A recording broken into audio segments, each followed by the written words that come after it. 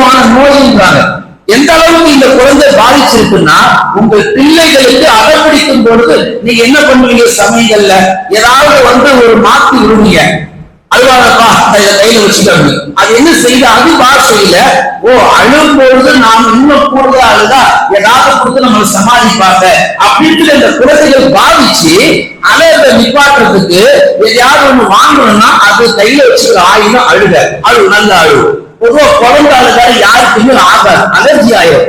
பிஞ்சு குழந்தை பச்சளை குழந்தை அழுதால எல்லாருக்கும் ஒரு விதமான மனசு துடிக்க கடந்து வீட்டுல இருக்கிற தாத்தாவே ஏன் அந்த குழந்தை அழுவது, ஏதாவது ஒண்ணு கொடுத்து வாயை அடக்கு. அவங்க சொல்ல வருது என்னன்னா, அது பால் குடிக்கிற குழந்தையாக பாலை குடின்னு சொன்னாங்க. ஆனா இங்க உள்ள மேலாவது இந்த வீட்டுல உள்ள பெரிய அறிவிச்சுங்க மொபைல தான் கொடுக்க சொல்றாரு. மாமனாரும் சொல்லியே அவரு போன் சார்ஜ்ல போயிட்டு இருக்கு, அதை கொண்டாந்து பிள்ளைகிட்ட கொடுத்தது. அப்ப அவங்களுக்குள்ள தந்தை இல்லையா எடுத்து கொடுத்தாங்க.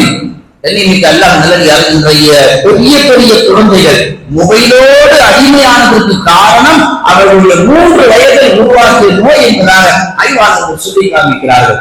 பெருமானார் ஸல்லல்லாஹு சொல்வார்கள், செல்போன் சிறையில் வழிவெடுக்கும் சிறார் என்று சொன்னால் இதை நாம் எங்க மாற்றணும், எப்படி மாற்றினா சரி வரும். எத்தனையோ பெற்றோர்கள் என் பிள்ளைகிட்ட அது இருக்குதுங்க, என் பிள்ளைகிட்ட இது இருக்குதுங்க, அதை சரி பண்ணுங்க, இதை சரி பண்ணுங்க, பாக்குறது எல்லாத்தையும் பயன் செஞ்சு இருப்பார்.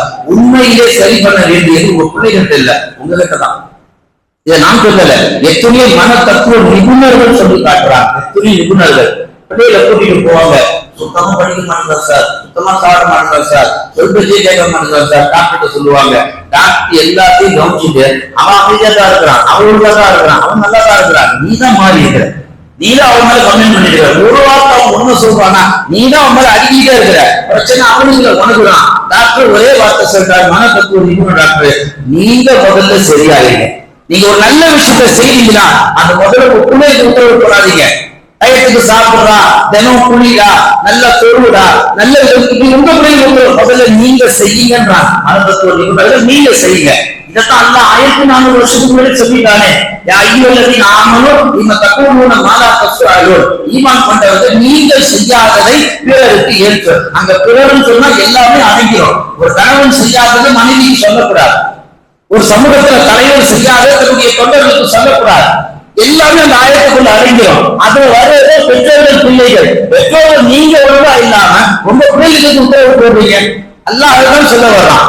ஒருவர் என்ன செய்கிறார், ஒரு ஜெராக்ஸ் கடைக்கு போய் ஜெராக்ஸ் எடுக்கிறார். ஜெராக்ஸ் எடுத்துட்டு என்ன பண்றாரு, அந்த ப்ரூஃபை பார்க்கிறார். ப்ரூஃபையே பார்த்துட்டு இருக்கிறார். கடைக்காரர் சொன்னார், எப்பா நீ பார்க்க வேண்டியது ப்ரூஃப் இல்ல, அந்த ஒரிஜினல் அப்படின்னார். அவர் ப்ரூஃபை ஏன் பார்த்தாருன்னா கரெக்டா இருக்குதா